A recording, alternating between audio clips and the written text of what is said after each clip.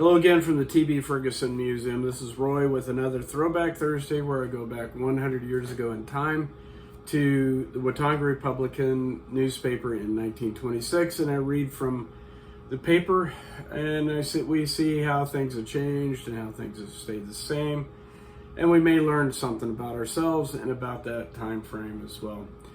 So again, I'm just blown away. We're picking up followers in ones and twos. I'll take it, everything. I want to thank every new follower and every follower we got for clicking that follow button and becoming a Ferguson fan and supporting this page and supporting what we're doing at the museum. And if you're not already a fan, all you gotta do is click that follow button. If you want to help us with our social media footprint, you just click that like, leave a comment, share a post. We got a whole bunch of stuff. I'm fighting off a bronchitis, so if I lose my voice, I'll be okay. I'll survive. Anyhow, so this weekend we got a whole bunch of stuff up. We've got Saturday. We've got the ladies. I am not supposed to say ladies' tea. We have our annual tea. Take a look in the page here. You're going to see the flyers for it. That's going to be Saturday.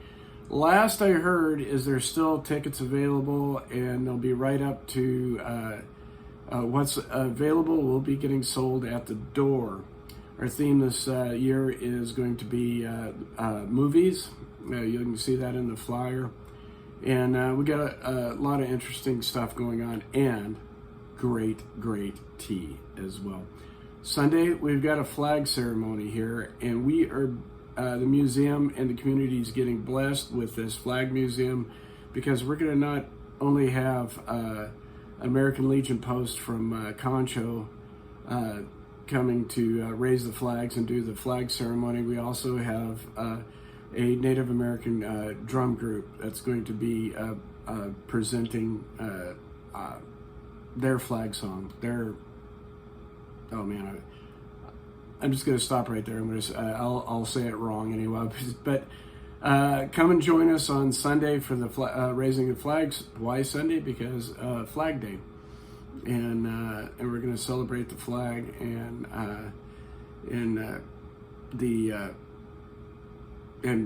it's going to be epic. I got to stop right there. I'm going to use up all my 10 minutes here. It's going to be epic. Come and visit with us. Come and experience it. And I think it's all the business I got. Anyhow, so let's go ahead and go on. Like I said, I always do. I start at the Liberty Theater, and now they're advertising. It's always cool, and the pipe and about the pipe organ music. You gotta love it. It's probably the only air-conditioned building, public building in Watonga right now, and it's on Main Street. So Friday and Saturday, we got Buck Jones. Yes, the Buck Jones. And look in the comments below. I'm going to link a bio about Buck Jones, and I'm going to try to find this movie. They're all available on YouTube. I highly recommend it. Buck Jones has got a tragedy in his story, a tragic ending in his story. He lost his life in the Coconut Grove Fire nightclub in Chicago. Very interesting, but very tragic. Anyhow, Buck Jones and the Fighting Buckaroo. Also, the 7th chapter of Play Ball. I'm probably not going to stop and mention it, but the Watonga Tigers are on a 7-game winning streak. Yes, that's men's hardball, fastball, baseball team right here in Watonga. Amateur, but they're a hometown team. Don't forget the name, Watonga Tigers. We'll be seeing them again, I'm sure. Also, Senate Comedy. I mention that because play ball is a short about baseball. no explanations on my short attention span today. Monday and Tuesday, we got Reginald Denny in the greatest comedy hit, Oh Doctor. And then, back to back, we got a short comedy, Senate comedy. Wednesday, Thursday, we've got Sandy, the big 1926 flapper story, which was a fashion and music and dance style that was going on right in the height of the Roaring 20s. And it's playing this week at,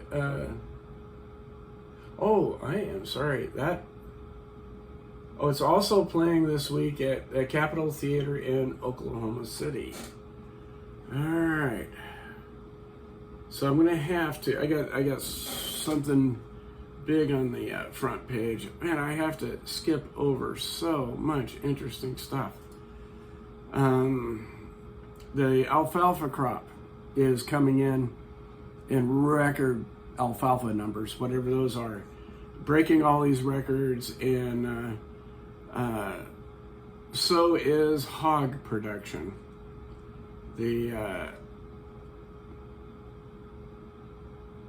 And okay, back to the front page here. And why I mention all that stuff is like people are producing wealth from the ground. They're producing wealth from something producing wealth that wasn't there before. They're not reproducing wealth, and they're not taking somebody else's money. They're producing this wealth through produce and oil. I have to leave the oil stuff alone on the front page. There's some huge oil news going on too. And being a former retired oil guy, that's really where my interest is. However, we are going to talk about, let's see here, the new industry. Okay, Blaine County gets a new industry. Equipment for a new Oklahoma industry. The manufacture of fireproof lathe now is being installed at the mill at the United States Gypsum Company in Southern. One of my cultural experiences was working at Southern at the sheetrock mill or plant, and that is where this lathe was being produced, and that was the building that they're talking about. Why this is important, I'm not going to go into a great deal of detail. Why I thought this was extraordinarily important is because if you come here and visit the museum, the walls here are they got boards, and they put up this grid, and then they mud between those boards, and that's the wall. And then they put paint or wallpaper on those walls. That was a very, very common way of building and construction. A lot of buildings, older buildings, are still that way, like this one. So if we had to repair any of this stuff, it's complicated. Those took skilled workers, which is not a bad thing, and it took technique. It was extra labor, extra materials on your building on your house. And so it added to the cost. What this fireproof lathing was, and what you want to kind of look at or be thinking on that and everything, is like they were like 24 inches by 36 inches, sometimes 48. And they're made of gypsum, and they were fireproof. Previously, that wall construction method didn't guarantee you were fireproof or fire resistant. Let's not make any guarantees here. So this was a revolutionary product being manufactured here, transformable product, because that was the beginning of the drywall industry that we have now, and how buildings are being constructed or finished interior wise now. And we see the beginning of that, and that's part of the economic and industrial history of Blaine County, because of how rich and how diverse, diverse is not the right word, but how rich and how plentiful the gypsum deposit is here in Blaine County. So anyhow, I always try to focus in on transformative technology, and this is one. So in 1926, there was little of what we would call drywall now. Now, the lathing that this house is being constructed at is not even code anymore. So this is a transformative time period and a transformative technology. So anyhow, there is my hard stop. Anyway, this is Roy with another Throwback Thursday. And again, if you like what we're doing, click that follow button, and thank you, all my new followers.